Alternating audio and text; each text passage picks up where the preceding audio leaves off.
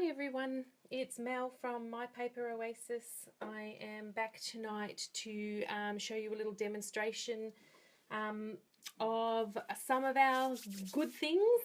I really wanted to show you tonight, I have been having a little bit of a play making these ever so cute mini coffee cups that hold a little Ferrero Rocher in there for little treats. So if you're coming to class over the next few weeks, you might just score yourself one of these little gorgeous things. So this one is using the Candy Cane Lane Designer Series paper for the little Christmas treats, but they're just super cute. So I really wanted to show you how to make them. Now I do need to let you know that I did not come up with this idea. I wish I had have, but I didn't. Look how cute they are in all the different colours of paper.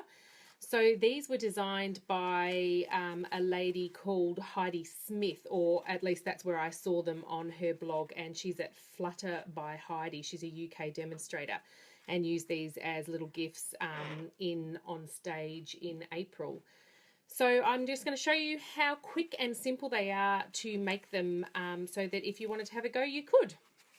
Okay, so for this I'm going to use some more of the Candy Lane DSP. This one is just the back of this sheet. So this piece of paper is 5 3/4 long by 3 1/4 wide. So just a tiny piece of paper is all you need to create these, which is fantastic. And we're just going to do a little bit of scoring. So I'm going to bring in my score tool and let's see if we can fit this all in the camera.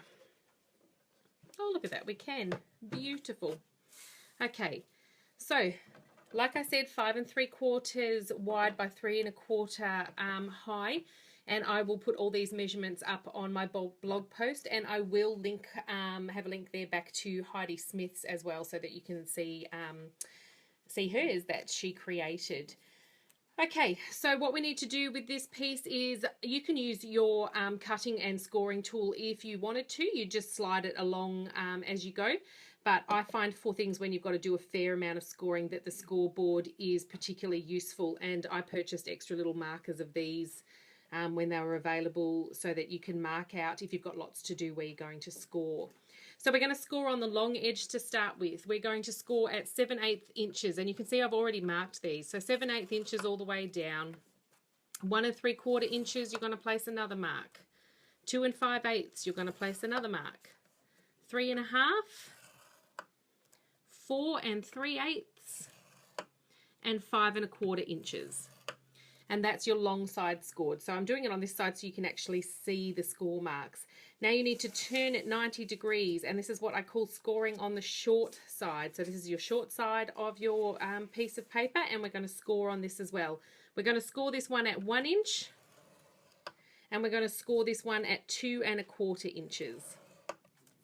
So down we go. That's all your scoring done. So you can see all these little score lines created, and we can pop the scoreboard away now.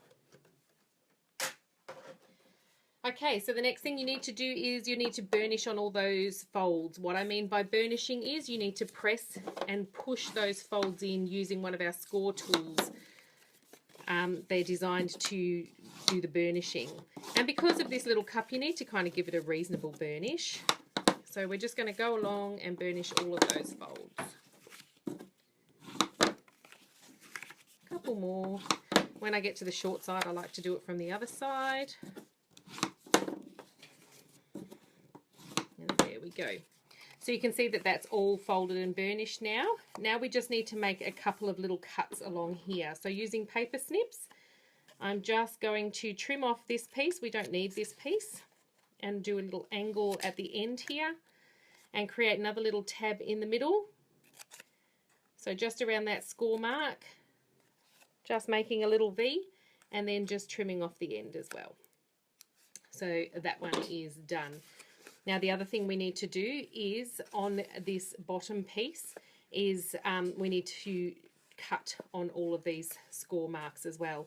So on this kind of card, when you're doing this way, it doesn't really matter, but if I was doing it this way, make sure that you're cutting the base of it so that your images lay in the correct orientation.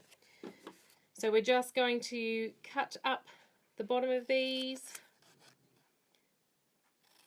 I hope you're all well. Hope you've had a fantastic week, everyone. We've got lots of fun coming up at class this week. I'm super looking forward to it. Okay, so there we go. We've got all the little flaps that we need. So now we need to do a little bit of sticking. And like I said, it's really simple. And you can use super sticky for this. You'd need a reasonable adhesive, but I find Fast Fuse works fine. So what you need to do is place adhesive along this top panel here. And just leave a little bit of a gap at the edge here because we need to be able to tuck these tabs in. So you don't want to stick it all the way here because then the tabs won't fit.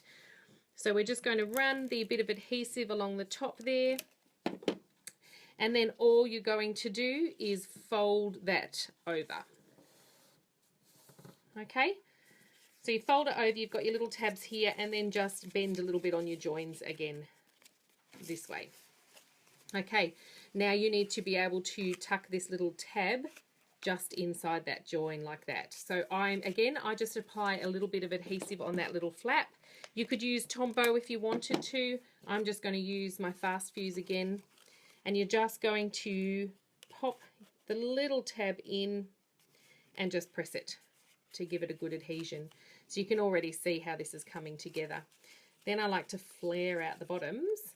And we need to apply adhesive to 3 of these. Okay, again, you could use Tombow. I'm just going to use a little bit of Fast Fuse. It doesn't matter really what 3 you do. I just do 3 on one side. So then when it comes to joining them together, it's quite simple. So I've got adhesive on these 3 pieces. So they're going to match up the opposite pieces to adhere it. So you're just going to pop this one down and adhere that piece over the top. Now obviously if you're using Tombow you're going to have to hold that a little bit longer, but because I'm just using Fast Fuse it joins quite easily. And this last one, always make sure you know which one your sticky one is. I muck it up so often that I end up having to use some more adhesive, and you just form your little cup like that. How cute is that? See, it's already coming together nice and quick. Now for the inside, if you have the old hexagon punch, which is no longer available unfortunately, you can punch those and insert these into the cup and the bottom of the cup because that will give it stabilize it a little bit more. But what you can use as well is the 1 1/4 inch circle punch, which we've got, which is current, so it just makes it a little bit easier. And all you find is what it will do is just firm up the base a little bit more for what you're putting in that might be heavy. So we're just going to put some adhesive on, and I'm just going to pop this one inside there and give it a bit of a rub down. And I'm going to do the same for the bottom of my little cup as well. There he goes. I can see Michelle's joined and Jenny's joined. I can't see a lot of comments tonight, guys. If you're making them, I'm sorry. My new filming device is actually in the way. Okay, to make the little handle, what you need is this little strip here. This little strip measures 1/2 inch by 3 inches. So just a tiny little piece of scrap you can get away with this for. And you need to give this is going to make the curve on this little part of the handle here. So what you need to do to make that cardstock a little bit looser is just give it what we call burnish. So run it along, you can see that's loosened up. So the easiest way to do this is the inside of the handle. You need to place a piece of adhesive at the bottom. And then you need to turn it over, and the outside of the handle, because you're going to curl this over, you need to place some adhesive on the right side of the cardstock basically. And then all I do is line up the bottom of your little piece here to the center of one of those little panels and stick it down. Sorry, can you see that?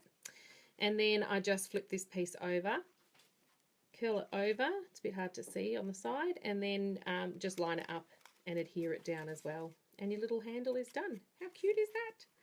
So that's it. Super quick, super simple. Gorgeous little treat holder, I think. So the idea is that you can pop a Ferrero Rocher, fits in there perfectly, which also means that a Lindt ball chocolate would as well.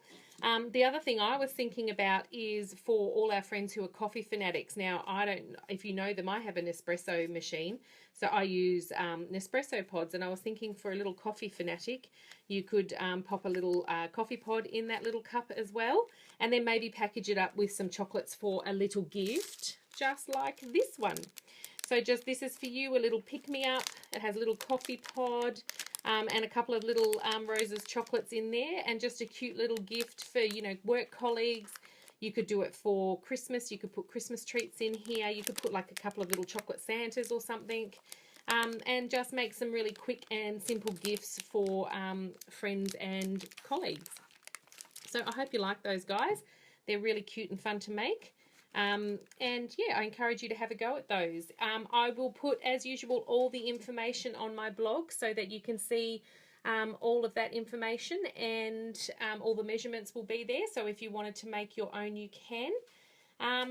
And yes, I was going to do the draw tonight for our Moroccan little stack of paper, but only one person actually commented on their favourite holiday stamp set out of the catalogue.